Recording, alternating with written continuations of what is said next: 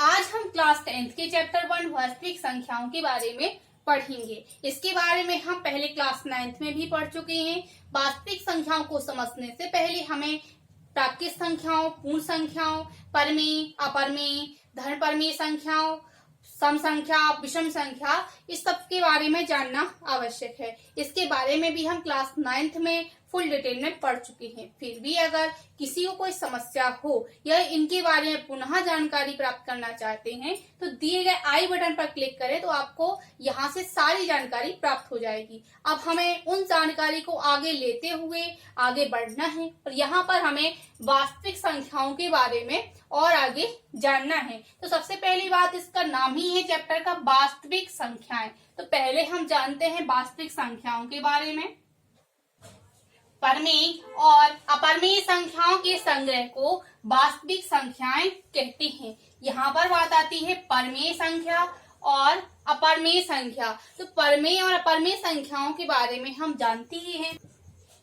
परमेय संख्या वे संख्याएं कहलाती हैं जिनको हम p/q के रूप में व्यक्त कर सकते हैं। साथ ही इसमें q का मान कभी भी 0 के बराबर नहीं होता है। और अपरमेय संख्याएं वे संख्याएं होती हैं जिनको हम p/q के रूप में व्यक्त नहीं कर सकते हैं। तो परमेय और अपरमेय संख्याओं के बारे में हम पहले पढ़ चुके हैं। यहाँ पर हमें जानना है वास्तविक संख्याओं के बारे में। तो सभी परमेय और अपरमेय संख्याओं का संग्रह कहलाती हैं वास्तविक संख्याएं। या फिर हम दूसरी परिभाषा इसकी इस प्रकार से लिख सकते हैं कि ऐसी संख्याएं जिसका वर्ग हमेशा एक धनात्मक संख्या हो उसे वास्तविक संख्याएं कहते हैं। तो अगर हमें यह परिभाषा याद नहीं रहती है, इसका आसान सा बात हुई है कि जो भी संख्या लें हम और उसका वर्ग करें, वह धनात्मक संख्या अगर आ जाती है तो वह संख्या परमेय संख्याएं कहलाती हैं। फॉर एग्जाम्पल 3/2, 1/-2,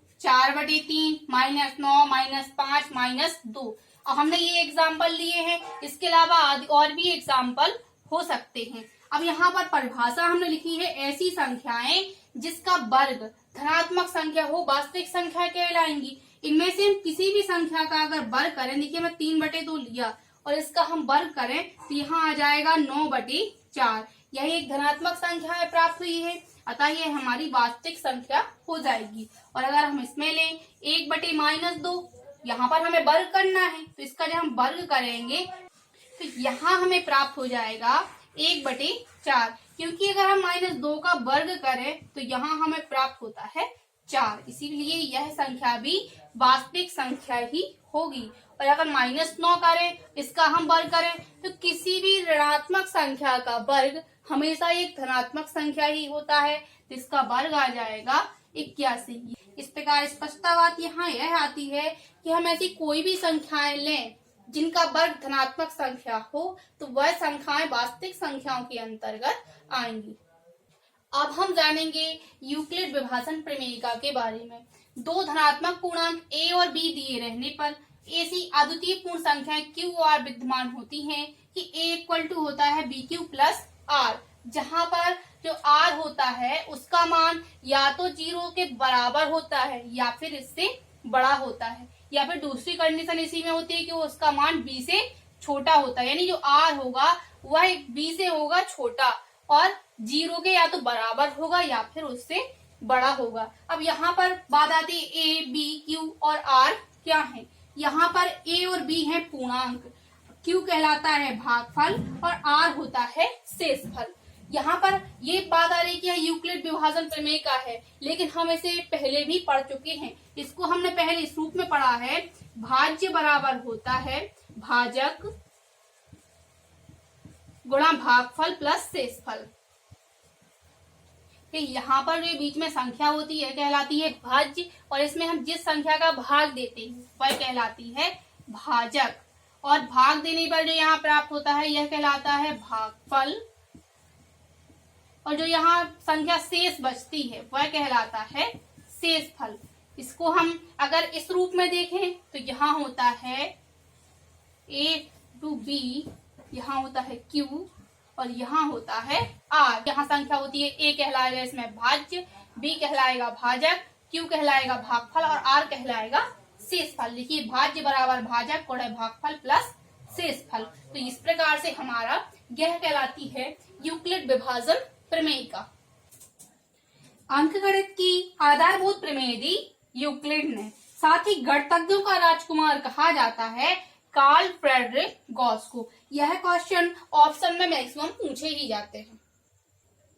अब हम यूक्लिड विभाजन एल्गोरिथ्म के बारे में जानेंगे। यह यूक्लिड विभाजन प्रमेयिका पर ही आधारित होते हैं। अभी हमने यूक्लिड विभाजन प्रमेयिका के बारे में पढ़ा, यह उसी पर आधारित होती है। इसका प्रयोग दो धनात्मक पूर्णांकों a और b, जहां पर a का मान बड़ा होता है b से, इसमें महत्तम समापवर्तक ज्ञात करने के लिए किया जाता है। यह ऑप्शन में भी कई बार पूछा गया है कि यूक्लिड विभाजन एल्गोरिथ्म का प्रयोग किसके लिए किया जाता है। तो इसका प्रयोग दो धनात्मक पूर्णांकों के मध्य समापवर्तक ज्ञात करने, महत्तम समापवर्तक उसका ज्ञात करने के लिए किया जाता है।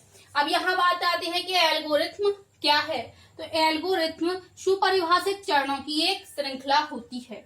एल्गोरिथ्म शब्द फारसी गणितज्ञ अल-ख्वारिज़्मी के नाम से लिया गया है। इससे भी ऑप्शन बनता है, पहला ऑप्शन तो ये बनता है कि एल्गोरिथ्म शब्द किस प्रकार की गणितज्ञ के नाम पर लिया गया है। तो इसमें हमें याद रखना है कि यह फारसी गणितज्ञ पर आधारित है। वह वहां पर अरबी या हिंदू गणितज्ञ इस तरीके से भी पूछा जा सकता है, तो हमें याद रखना है फारसी गणितज्ञ पर आधारित है।